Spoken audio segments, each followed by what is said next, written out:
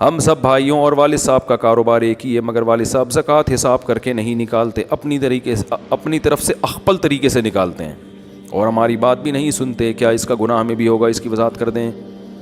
جب والد صاحب اور بھائیوں کا ایک ہی کاروبار ہے تو وہ ٹوٹل والد صاحب ہی کا ہے. اس خوش فہمی میں ہرگز نہ رہیں کہ وہ آپ کا بھی ہے.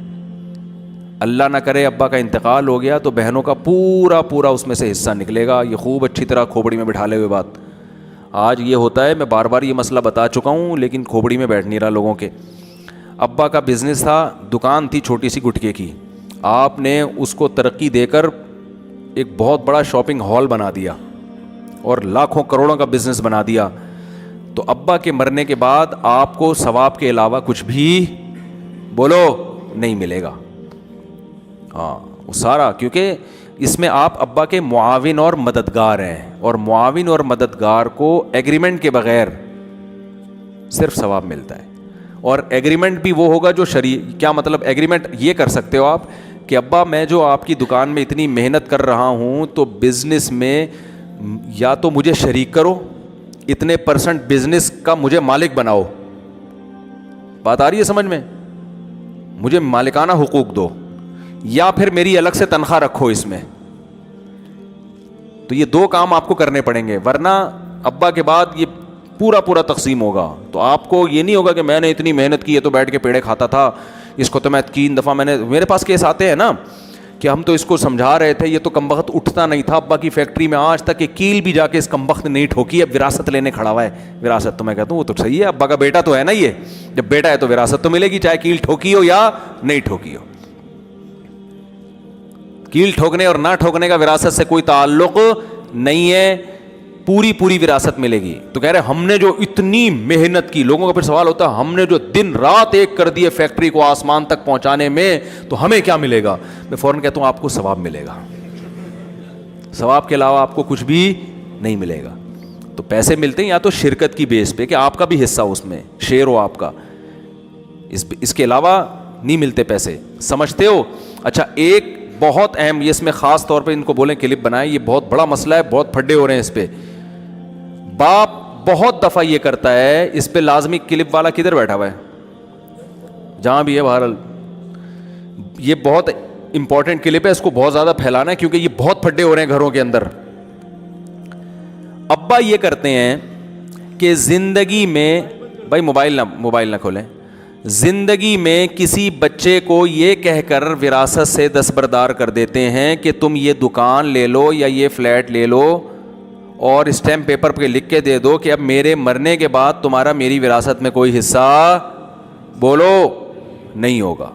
یہ دکان آج سے تمہاری ہوئی یا اتنے پیسے تمہارے ہوئے، یہ تمہیں ہینڈ اوور کیا میں نے، اور اب تمہارا میرے سے ایگریمنٹ اور دوسرے بھائیوں سے ایگریمنٹ ہے، سب کے سگنیچر ہو گئے کہ اب اس بھائی کا، کیونکہ ہم نے زندگی میں اس کو اس کا حصہ دے دیا ہے، اب مرنے کے بعد یہ حصہ لینے کا مجاز نہیں ہے. تو جب یہ کام ہو جاتا ہے، ابا کا انتقال ہو جاتا ہے، تو جب کسی بھی دارالافتاء سے فتویٰ لیا جاتا ہے تو فتوے میں لکھا ہوتا ہے اس کا بالکل اتنا ہی حصہ دوبارہ سے ہوگا جتنا دوسرے بھائیوں کا حصہ ہے.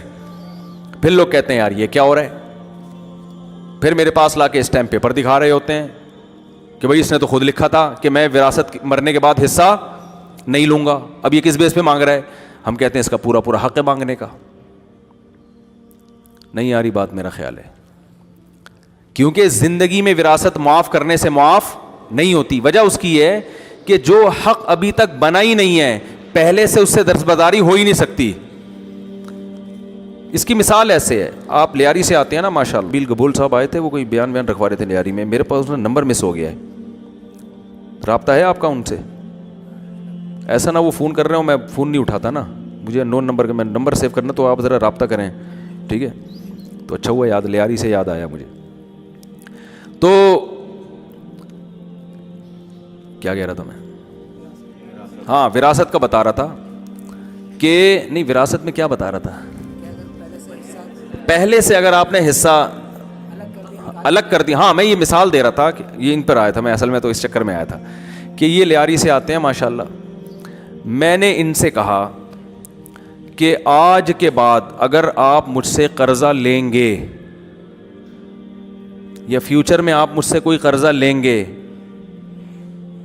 نہیں اور آسان کر کے بتاتا ہوں کہ میں نے آپ کو 1,00,000 روپے معاف کر دیے. یہ کہیں بھائی میں نے آپ سے 1,00,000 لیے ہی نہیں تو معاف کیوں کیے, کچھ معاف کیسے کر دیے؟ میں کہتا ہوں ابھی لیے نہیں, لیکن ہو سکتا ہے کبھی لے لو, ہو سکتا ہے کبھی لے لو.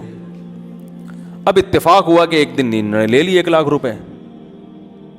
اب میں گیا, بھائی میرے 1,00,000 روپے واپس کر. انہوں نے کہا آپ نے پہلے کہا تھا کہ 1,00,000 میں نے کیا کر دیے, معاف کر دیے.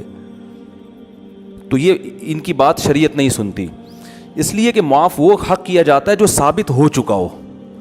جب یہ 1,00,000 روپے لیں گے, ان پر 1,00,000 واجب ہو جائیں گے, ان کے ذمے ہو جائیں گے, پھر مجھے یہ حق حاصل ہے کہ میں چاہوں تو لوں, چاہوں تو معاف کر دوں. ایک چیز ابھی ہوئی نہیں ہے تو پہلے سے معافی نہیں ہوتی. آپ نے اناؤنسمنٹ کر دی آج کے بعد کوئی بھی مجھ سے کوئی بھی چیز خریدے گا تو جتنے کی بھی خریدے گا میں نے پہلے سے پیمنٹ معاف کر دی ہے, تو یہ معاف نہیں ہوتی. اس لیے کہ جب آپ اس کو ایک چیز بیچیں گے تو اس کے ذمے قرض آئے گا, دین آئے گا. جب حق آئے گا اس آنے کے بعد آپ معاف کریں گے تو معاف ہوگا, آنے سے پہلے معاف نہیں ہوتا. تبھی میں یہ جو دوسری شادی کرتے ہیں نا, ان میں ایک گڑبڑ یہ بھی ہوتی ہے, یہ کیا کرتے ہیں کہ پہلے سے بیوی سے حقوق معاف کروا لیتے ہیں. کیا کروا لیتے ہیں؟ بولو نا, حقوق معاف. کہ بھائی ہم تمہاری باریاں نہیں دیں گے, ہم تمہیں رات میں برابری نہیں کر سکتے, ہم ساری زندگی چھپن چھپائی کھیلیں گے, چھپا کے رکھیں گے اور خرچہ بھی نہیں دیں گے یا تھوڑا خرچہ دیں گے. یہ حقوق معاف کروا لیتے ہیں, ہو جاتے ہیں معاف. یعنی معاف کا مطلب کس طرح سے ہو جاتے ہیں بھی بتا رہا ہوں. شادی ہو گئی, اب یہ باریاں بھی نہیں دے رہے, ٹائم بھی نہیں دے رہے, بیوی مطالبہ کرتی ہے تو یہ کہتے ہیں تم نے تو پہلے معاف کرا لیا ہے. تو معاف ہوا نہیں ہے, یاد رکھو, کیونکہ ایک حق ابھی آیا نہیں ہے تو معاف کہاں سے ہو گیا؟ نہیں آ رہی میرا خیال ہے بات سمجھ میں. کیونکہ جب آپ ایک بیوی کے پاس جاؤ گے تو پھر آپ پر واجب ہوگا کہ دوسری بیوی کے پاس رات گزارو. یہ واجب ہوگا تو اس کے بعد وہ معاف کرے گی تو معافی ہوگی, اور وہی رات معاف ہوگی, اگلی والی پھر بھی معاف نہیں ہوگی. نہیں آ رہی بات سمجھ میں, ٹھیک ہے نا؟ کیونکہ ایک حق ابھی ہوا ہی نہیں ہے نا. ایڈوانس میں معافی نہیں ہوتی اسلام میں, ایڈوانس میں نہیں معافی ہوتی. حق آئے گا, جیسے مہر ہے, ابھی کہیں شادی ہوئی نہیں, آپ نے خاتون سے کہہ دیا کہ میں تمہیں 1,00,000 روپے مہر دوں گا, اس نے کہا میری طرف سے معاف ہے, چلو شادی کر لو. شادی کر کے پھر مہر واجب ہو جائے گا, کیونکہ ابھی واجب ہوا ہی نہیں ہے تو پہلے سے ایڈوانس کی معافی کا اعتبار نہیں ہے. ہاں یہ ضرور ہے کہ آپ جب مہر واجب ہوگا تو آپ اس کو کہو گے کہ دیکھو تم نے معاف کر دیا تھا, اب اخلاق و مروت کا تقاضا یہ ہے کہ میں تو اسی چکر میں آ گیا تھا کہ تم کیا کر دیا معاف, وہ تو قاضی صاحب نے پھر دوبارہ رکھ دیا, تو اب ایکسکیوز می پلیز آپ یہ مجھے کیا کر دو, معاف کر دو. تو اس بیس پر اس کو رغبت دلانا یا یہ کہنا کہ اخلاقیات کا تقاضا ہے کہ آپ معاف کر دیں, وہ ایک الگ بات ہے, لیکن رائٹ نہیں ہے آپ کا. سمجھتے ہو کہ نہیں سمجھتے ہو؟ تو ایسے بہت سے واقعات میرے سامنے آئے ہیں کہ شادی سے پہلے لڑکا لڑکی نے ایگریمنٹ کیا کہ بھائی چھپا کے رکھوں گا, میں باریاں نہیں دوں گا اور بالکل الگ رکھوں گا, تو اب بعد میں بیگم کا میٹر گھوم گیا, اس نے کہا مجھے تو پوری پوری باریاں چاہیے. تو میرے پاس کیس آتا ہے, میں کہتا ہوں دینی پڑیں گی باریاں. بلکہ اگر آپ کی بیوی بھی حقوق معاف کر دینا پہلے سے, یعنی شادی ہو گئی, ایک ہی شادی, دو نہیں, پراپر طریقے سے ایک شادی ہو گئی, بیگم نے کہا کہ میں نے اگلے 1 سال کا خرچہ معاف کر دیا, یہ میں آپ سے نہیں لوں گی, تو معاف نہیں ہوگا, اس لیے کہ وہ آپ پر ابھی واجب ہی نہیں ہوا ہے, تو معاف کہاں سے ہو گیا؟ بس وہ ایک اخلاقی طور پر ایک الگ بات ہے کہ بیگم تم نے کہا تھا کہ دیکھو میں 1 سال کا خرچہ نہیں لوں گی تو اب نہیں لو. وہ اخلاقیات کی باتیں تو ایک الگ ہوتی ہیں, لا نہیں ہے, اسلام کا قانون نہیں ہے, یہ قانونی طور پر اس کو پورا پورا حق حاصل ہے کہ دوبارہ آپ سے وہ مانگے اور کہے میں اپنی بات سے رجوع کر رہی ہوں. سمجھتے ہو کہ نہیں سمجھتے ہو؟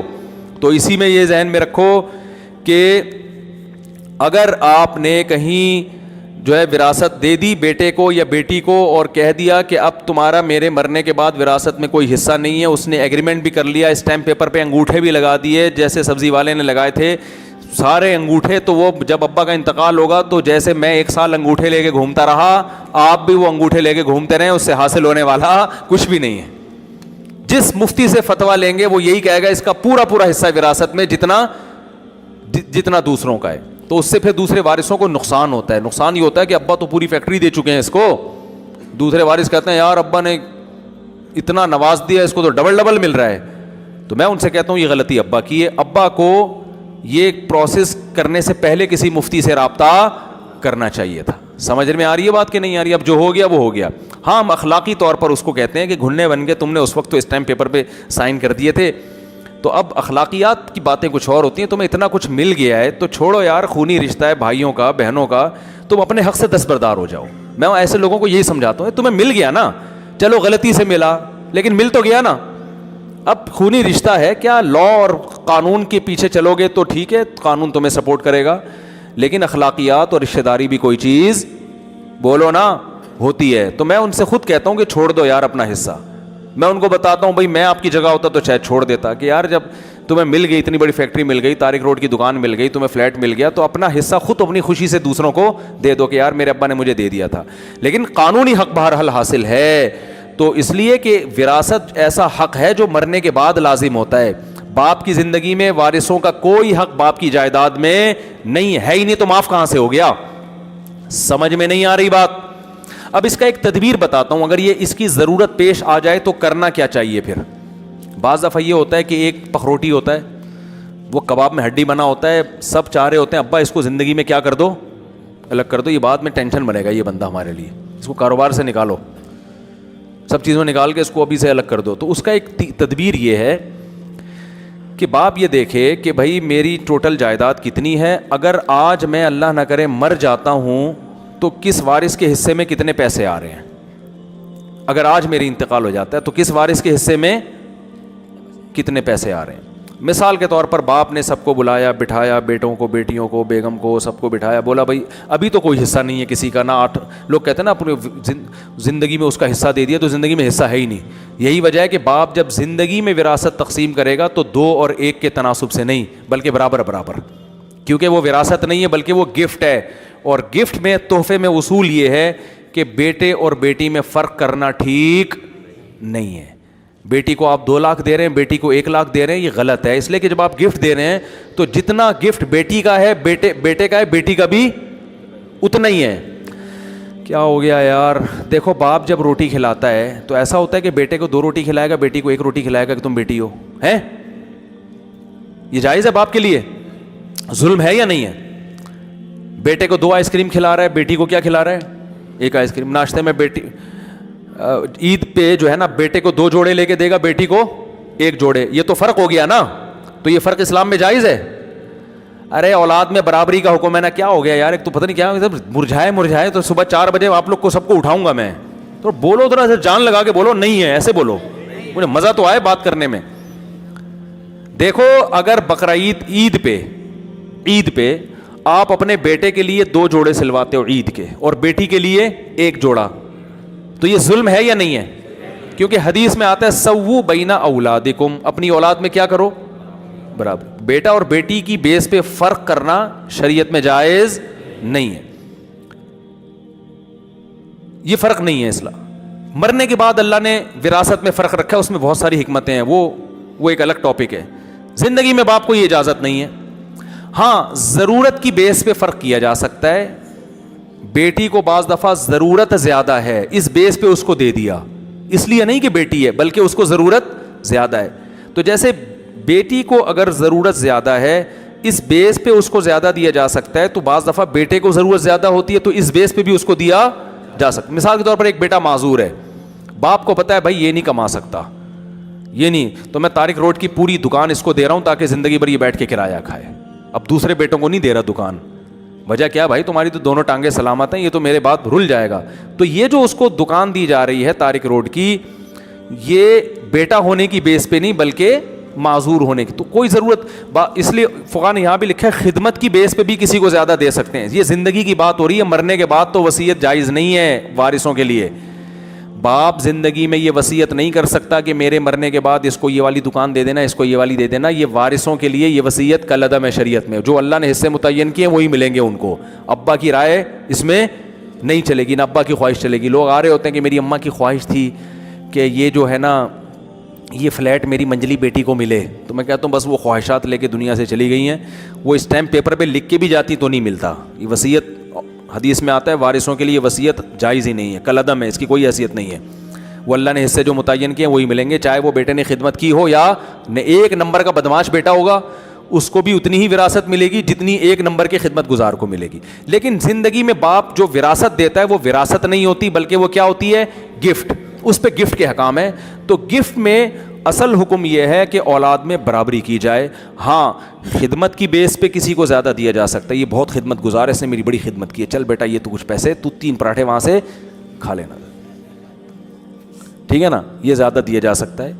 یا معذور ہونے کی یعنی ضرورت کی بیس پہ, دینداری کی بیس پہ بھی دیا جا سکتا ہے. ایک شرابی کبابی ہے, ایک چلے 4 مہینے میں چلا رہتا ہے, تو آپ کو پتہ ہے یار اس کو زیادہ دوں گا تو یہ آخرت میں ذخیرہ بنائے گا, اس کم وقت کو دوں گا یہ پان گٹکے میں اڑا دے گا, تو دینداری کی بیس پہ بھی زیادہ دیے. یعنی اس میں اولاد کے ساتھ خامخواہ کی برتری نہیں ہو رہی بلکہ کسی بیس پہ ہو رہی ہے.